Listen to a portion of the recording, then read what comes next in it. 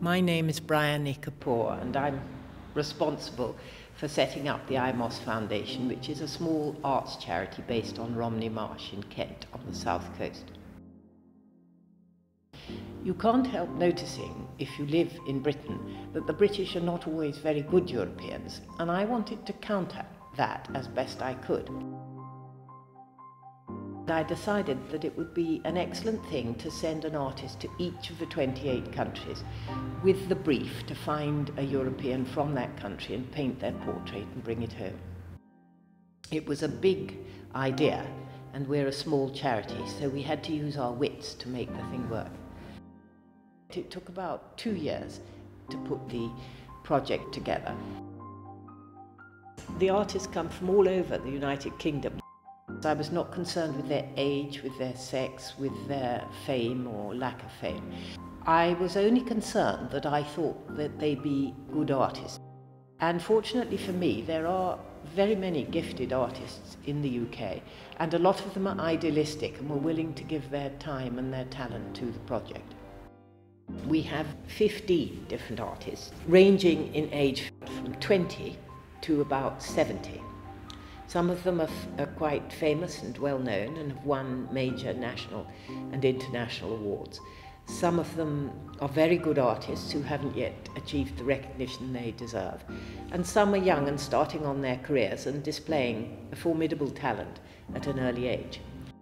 One of the excitements of this exhibition is that in one place you get a number of different painting styles, and all of them, when you look at them, they're all faces, they're all human beings, but you realise that artists have solved the problem of depicting the person they've chosen in very different ways, and I think that that is one of the great joys of this exhibition. The artists had a very modest travel grant, and they set off full of enthusiasm to find their subject, and I had given them a guideline as to whether in each case it should be a man or a woman, because I wanted to end with 14 men and 14 women. I gave them a guideline as to age and as to wealth, so that we would have a range of people right across Europe. And they really just took the most economical flight they could. I told them if they ran out of money they'd have to hitchhike. I feel that art should be used to overcome national boundaries and language barriers. After all, you look at a painting with your eyes and you feel things with your heart.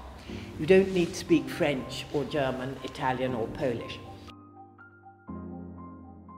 The people who posed for portraits are unique individuals simply because they are not in any way especially famous or well known. They're just normal Europeans who were approached by a European artist, and it's formed bonds, it's overcome national boundaries, it's overcome language barriers, and resulted in a range of friendships across Europe, which is highly desirable. When I started off, I had 2 sets of labels made for the paintings, one of which revealed the country and one of which did not. And I decided to use the ones that did not reveal the country, because I felt by asking people to look and see which country they thought any individual portrait was from, we would find that they couldn't do it, and in that way they would realise that Europeans were united and impossible to tell. People would come in thinking, oh, I know a Frenchman, and expect to see a man with a berry and a string of garlic round his neck, and actually find that any of the portraits could come almost from any of the countries. You enter the room and you're surrounded by a crowd of people whom you'd quite like to get to know. I've had wonderful support, not only locally from the Roger de Haan Charitable Trust, but from the University of Kent at Canterbury. I would say that it's been very successful. I opened it here in the Shepway district, where the IMOS Foundation is based.